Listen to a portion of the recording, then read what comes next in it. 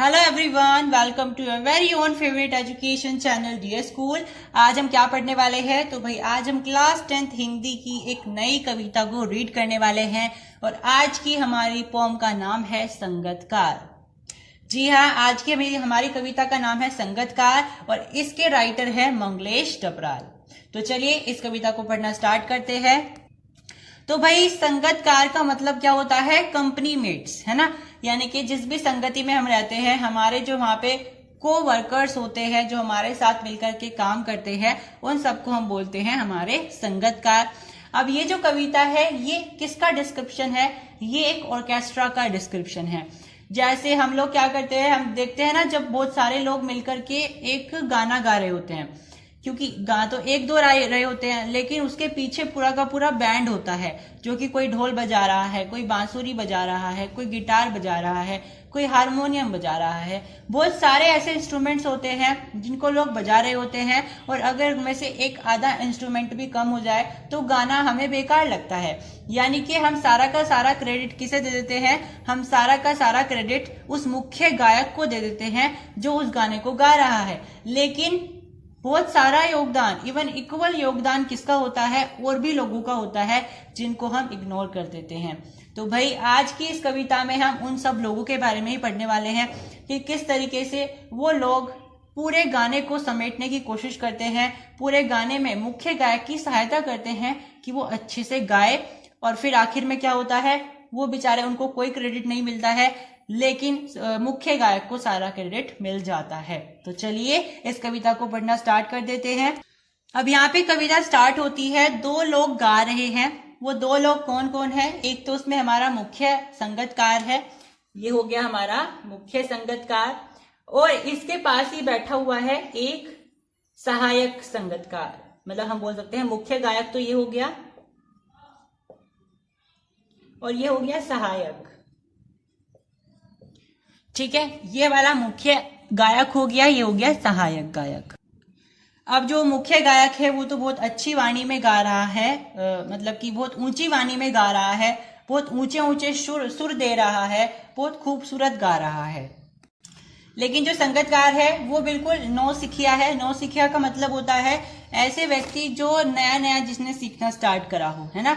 तो यहाँ पे अंदाजा लगाया जा रहा है कि ये जो इसका सहायक गीतकार है, या जो ये हमारा सिंगर है, गायक है, ये शायद इसका कोई छोटा भाई है या कोई इसका रिश्तेदार है, क्योंकि इसकी और मुख्य गायक की आवाज कुछ कुछ मिलती जुलती है। ठीक है, तो हम यहाँ पे अंदाजे लगा रहे हैं। अब मुख्य गायक बहुत ऊंचे सुर में गा रहा है और उसके पीछे पीछे सहायक गायक गा रहा है उसको संभालते हुए। अब मुख्य गायक क्या करता है? लिरिक्स जब वो गा रहा होता है, अपने गीत गा रहा होता है, तो वो अंतरे में खो जाता है। अंतरा क्या होता है? जो आपका पूरा का पूरा पैराग्राफ होता है ना, उसके लास्ट में दोबारा से हमें रिपीट करनी होती है हुक लाइन, और फिर नया पैराग्राफ स्टार्ट होता है। जैसे कोई भी गाना है वो स्टार्ट होता है, जैसे हमारी जो प्रेयर होती है ना, ए मालिक तेरे बंदे हम, तो ये एक पैराग्राफ खत्म होता है, फिर से ये लाइन दोबारा से रिपीट होती है, जो इसकी हुक लाइन है। ठीक है, तो अंतरे का मतलब होता है आप एक पैराग्राफ करके कंप्लीट दोबारा से उसका टेक लें। टेप का मतलब होता है आप दोबारा से उस हुक लाइन को, जो मेन लाइन है, उसको दोबारा से रिपीट करें। लेकिन जो हमारा मुख्य गायक होता है वो बिल्कुल नर्वस होता है उस टाइम पे, क्योंकि वही गा रहा है मेनली, तो वो लिरिक्स में खो जाता है, अंतरे में खो जाता है, और वे जो लाइन है, जो हुक लाइन है, उसको रिपीट नहीं करता है, और वो लिरिक्स में आगे बढ़ता चला जाता है। तो उस समय पर जो संगतकार होते हैं, संगतकार मतलब जो पिछला पूरा का पूरा बैंड होता है, चाहे उसमें सहायक गायक हो, चाहे उसमें ढोल तबले वाले हो, वो सब क्या करते हैं? मिलकर के उस मुख्य गायक को रिमेम्बर करवाते हैं कि अभी हमें ये कंप्लीट करना है, और फिर उसे वापस पे अंतरे पर लेकर के आते हैं। यानी कि मुख्य गायक की आवाज को भटकने से वो लोग बचाते हैं कि वो जो है कुछ और ना गा दे, मतलब कुछ और का मतलब है वो बीच में कोई लाइन छोड़ ना दे, जो हुक लाइन है उसको छोड़ ना दे, उसको कंप्लीट करे, उसके बाद आगे बढ़े। तो वो क्या करते हैं? अपने आवाज को थोड़ा सा बढ़ा लेते हैं, क्योंकि वो क्या करते रहते हैं, पीछे पीछे हल्की आवाज में गाते रहते हैं और उन्हें जैसे ही लगता है कि जो हमारा मुख्य गायक है वो अपने अंतरे से भटक रहा है, तो वो लोग क्या करते हैं, अपनी वाणी को, अपनी आवाज को बहुत ज्यादा तेज कर लेते हैं, जिससे फिर मुख्य गायक को याद आ जाता है कि हाँ मुझे अब ये टेक करना है, मतलब मुझे अभी ये अंतरे पर वापस लौटना है। ठीक है, अब जब भी संगीतकार गाते हैं, जैसे कोई गाना होता है ना, उस गाने की जैसे एक लाइन मुख्य गायक ने गाई और फिर पीछे से बहुत सारे लोग लय में गाते हैं, है ना। जैसे हमारे स्कूल में होता है, 2-3 बच्चे प्रेयर गाते हैं और फिर उसके पीछे पीछे हम सब गाते हैं, तो मुख्य गायक कौन हुए, जो प्रेयर गा रहे हैं, और जो हम सब बच्चे हैं जो उनको रिपीट कर रहे हैं, हम हो गए संगीतकार। तो संगीतकार क्या करते हैं, जो बैंड वगैरह में होते हैं, वो हमेशा ये कोशिश करते हैं कि उनकी आवाज, भले उनकी आवाज बहुत सुंदर है, वो बहुत अच्छा गा सकते हो, लेकिन वो हमेशा कोशिश करते हैं कि उनकी आवाज इतनी खूबसूरत ना लगे जितनी उनके मुख्य गायक की है, ताकि जब मुख्य गायक दोबारा से गाना स्टार्ट करे तो एकदम से लोग अचंभित हो जाएं और एकदम से उन्हें सरप्राइज हो और बहुत अच्छा महसूस हो, इंटरेस्टिंग लगे उन्हें हमारा गाना या गीत। ठीक है, तो हमेशा ये जो संगीतकार लोग होते हैं ये कोशिश करते हैं कि उनकी परफॉर्मेंस थोड़ी सी डाउन रहे, सो डैट उनका जो मुख्य गायक है उसकी परफॉर्मेंस थोड़ी सी चार्मिंग लगे उनके सामने। अब यहाँ पे एक आता है कॉन्सेप्ट ताल सप्तक का।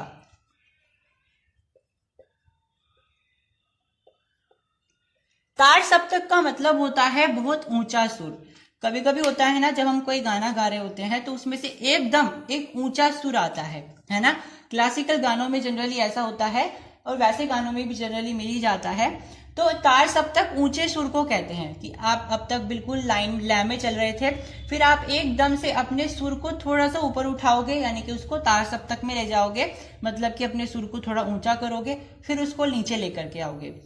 तो जब मुख्य गायक ताल सप्तक गा रहा होता है तो उसे बहुत ऊंचा सुर गाना होता है और ऊंचे सुर गाने के वक्त उसकी आवाज कांपने लगती है, और जब उसकी आवाज कांपने लगती है तो वो बिल्कुल डर जाता है, उसकी आवाज घबराई घबराई लगती है। तब जो संगीतकार होता है वो क्या करता है, उसका ढाढ़स बढ़ाता है, यानी उसको मोटिवेट करता है। कैसे करता है मोटिवेट, पीछे से अपनी आवाज को और इंक्रीज करके, सो डैट पता ना चले किसी को कि जो मुख्य गायक है उसकी आवाज कांप रही है। ठीक है, इस तरीके से मुख्य गायक को संगीतकार सपोर्ट करता है। और बीच बीच में जब जरूरत भी नहीं होती है तब भी संगीतकार बीच बीच में गाते रहते हैं। अब क्वेश्चन आता है कि वो बीच बीच में क्यों गा रहे हैं, क्या वो अपने आप को महान दिखाना चाहते हैं या फिर कोई और कारण है। तो इसका आंसर आता है कि भाई वो अपने आप को महान बिल्कुल भी नहीं दिखाना चाहते हैं। इनफैक्ट वो तो अपनी आवाज को थोड़ा सा, जो उनकी रियल आवाज है उससे भी थोड़ा सा बैड कर लेते हैं, सो डैट कि मुख्य गायक की आवाज को बहुत खूबसूरत लगे उनकी आवाज के सामने। जैसे हम देखते हैं ना, कोई डांस परफॉर्मेंस हो रही है तो भाई कोई बेकार सा डांस आया, फिर कोई बेकार सा डांस आया, फिर एक बहुत अच्छा सा डांस परफॉर्मेंस आ गया तो हमें बहुत अच्छा लगता है देखने पर।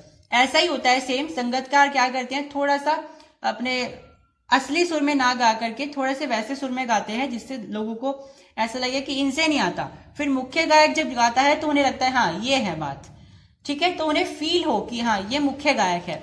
तो मुख्य गायक की तारीफ करवाने के लिए, उसको मोटिवेट करने के लिए अपने आप इतना बड़ा योगदान देते हैं कि वो अपने सुर को ही थोड़ा सा नीचे बिठा लेते हैं। तो वापस आते हैं क्वेश्चन पर। क्वेश्चन हमारा था कि बीच बीच में संगीतकार क्यों रिपीट करते रहते हैं, क्या वो अपने आप को महान दिखाना चाहते हैं? नहीं, ऐसा नहीं होता है, वो अपने आप को महान नहीं दिखाना चाहते हैं। वो बीच बीच में इसलिए गाते हैं सो डैट जो हमारा मुख्य गायक है उसको अकेलापन महसूस ना हो और वो नर्वस ना हो, उसे लगे कि हाँ मैं अकेला नहीं हूँ, मेरे साथ और भी बहुत सारे लोग हैं जो मेरे साथ गा रहे हैं, और इसलिए संगीतकार लोग उसके साथ गाते रहते हैं ताकि उसे अकेलापन महसूस ना हो। इसी के साथ साथ संगीतकार अपनी वाणी को बहुत ऊंचा नीचा रखने की कोशिश करते हैं जिससे उनकी आवाज मुख्य गायक से ज्यादा ना हो जाए और उनकी आवाज ही ना आए केवल। तो जब भी वो मुख्य गायक तार सप्तक पर होता है, अपने ऊंचे स्वर पर होता है, तो संगीतकार लोग क्या करते हैं, अपनी आवाज को बढ़ाते तो हैं लेकिन मुख्य गायक की आवाज से थोड़ा नीचे रखते हैं ताकि ऐसा न लगे कि वो मुख्य गायक को प्रीसीड कर रहे हैं, उनसे आगे जाने की कोशिश कर रहे हैं। तो वो हमेशा ये कोशिश करते हैं कि हमारा मुख्य गायक उनसे बेटर साउंड करे, उनसे ज्यादा अच्छा सुनाई दे। तो भाई यहाँ पे हमारी पोएम होती है खत्म। ये बेसिकली एक डिस्क्रिप्टिव पोएम थी जिसमें हमें ये जो हमारे संगीतकार होते हैं इनके बारे में बताया था, यानी जो हमारे साथ टीम वर्क करते हैं उनकी योगदान के बारे में बताया हुआ था। यानी कि जो लीड करता है ना उसी को ज्यादा क्रेडिट मिल जाता है, लेकिन उसकी लीडरशिप में भी बहुत सारे लोगों का योगदान होता है। जैसे एक गाना तैयार होता है तो उस गाने को तैयार करने में बहुत सारे लोगों का योगदान होता है, चाहे वो उसका गिटार बजा रहा हो, हारमोनियम बजा रहा हो, पियानो बजा रहा हो, कोई भी हो, लेकिन सारा क्रेडिट किसे मिल जाता है? मुख्य गायक को मिल जाता है। ऐसा नहीं है कि मुख्य गायक का कोई योगदान होता ही नहीं, ऑफ कोर्स होता है, लेकिन उसके साथ साथ जो संगीतकार होते हैं, जो उसकी टीम वर्कर्स होते हैं, उनको भी क्रेडिट मिलना चाहिए। तो ये कविता उन्हीं को डेडिकेटेड थी कि हमें उन लोगों को भी क्रेडिट देना चाहिए। तो चलिए अब डिस्कस कर लेते हैं कुछ इंपॉर्टेंट वर्ड्स के बारे में। सबसे पहला शब्द है तान। जो ये तान होता है ये बेसिकली इस्तेमाल किया जाता है किसी भी गीत के स्तर को दिखाने के लिए, यानी कि किसी भी संगीत के स्तर को दिखाने के लिए, उसके स्तर को विस्तारित करने के लिए, वर्णन करने के लिए उसका हम तान शब्द का इस्तेमाल करते हैं। मतलब इस तान से गाओ, ठीक है, यानी उस स्तर से गाओ कि संगीत के साथ उसका मेल खाए, कोऑर्डिनेट करे हो, ठीक है। उसके बाद है इंपॉर्टेंट शब्द नौसिखिया। नौसिखिया का मतलब होता है जो नया नया सीखा हुआ हो, मतलब अभी अभी सीखने आया हो, जिसे बोल सकते हैं हम कि न्यू कोई स्टूडेंट है किसी का, वो अभी अभी सीखने आया है, ठीक है।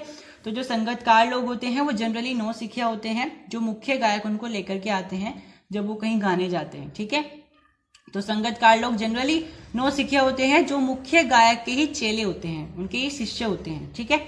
इसके अलावा एक शब्द आता है जनरली इसमें पूछा जाता है, वो है तार सप्तक। तार सप्तक मैंने बताया है जब हम बहुत ऊंचे सुर में गाते हैं, यानी कि हम अंतरे से बाहर जब कोई अपने आवाज को या गीत को मेंटेन करने के लिए हम जो बहुत ऊंचा सुर लगाते हैं उसको हम तार सप्तक बोलते हैं।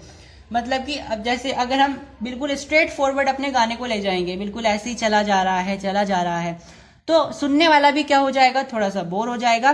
तो ये जो हमारे गायक होते हैं ये क्या करते हैं? अपने सुर को थोड़ा सा ऊंचा करते हैं, सो डैट जो हमारे व्यूवर्स हैं या हमारे जो लिसनर्स हैं उनको थोड़ा सा एक्टिवेटिंग महसूस हो, यानी कि एक तरीके से रिफ्रेशिव महसूस हो, ठीक है।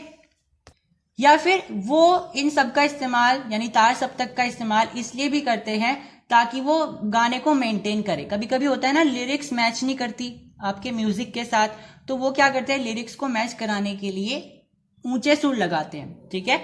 तो इसीलिए भी तार सप्तक का इस्तेमाल किया जाता है। आपको इनके यूज पूछे भी जा सकते हैं, ठीक है। तो इस वीडियो में इतना ही। Hope you are liking the sessions continually and subscribe dear school for sure. You are not subscribing our channel, so make